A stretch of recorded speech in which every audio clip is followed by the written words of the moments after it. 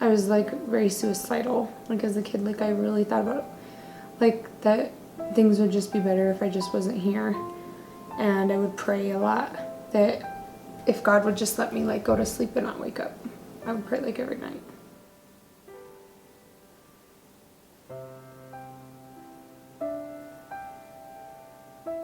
Up until I ran away, she hit me every day, every single day of my whole entire life, every single morning that I ever was with her, without fail.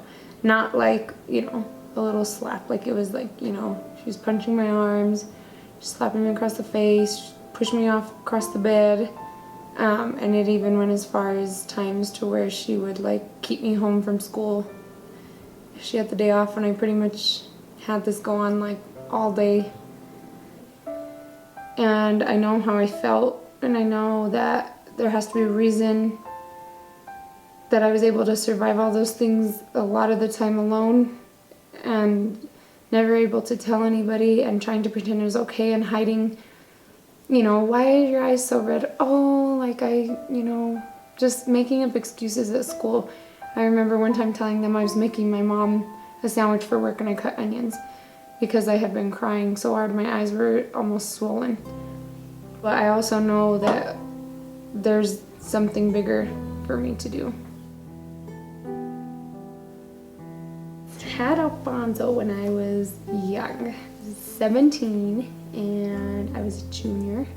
From the time he was born, I swear to you, I knew there was like gonna be something special with him.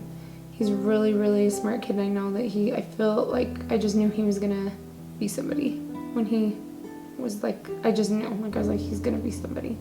Alfonso is definitely a funny guy, and sometimes it's hard to be mad at him because he really is funny. I think he has strength in him that he's not aware of. I don't think God would have put him through some of these things if he weren't able to handle it. Aliciana, I had her when I got married. It's very different with her because I feel like I love them the same exact amount, but my relationship is different. Like I feel like me and Alfonso have had so much survival and so much like trying to make it, whereas her and I, she's like my little best friend. Like she's the most loving little spirit. I feel like she's very caring, also very smart. She's a big mama's girl.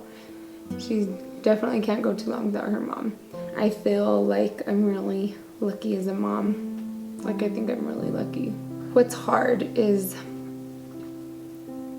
I don't have any desire to do or say the hurtful things to my kids that I was told or that were done to me.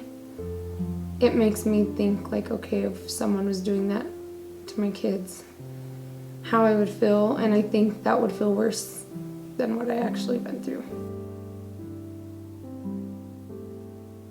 You are the sun, you are the rain, that makes my life a foolish game. You need to know I love you so. Because it reminds me of me and my mom. Because she always says she loves me. One of my favorite memories is when I was a kid, she would always read I'll Love You Forever, the book, to me before I went to sleep, and you know that became our book. And she would always tell me I love you forever, I like you for always, as long as I'm living my baby will be.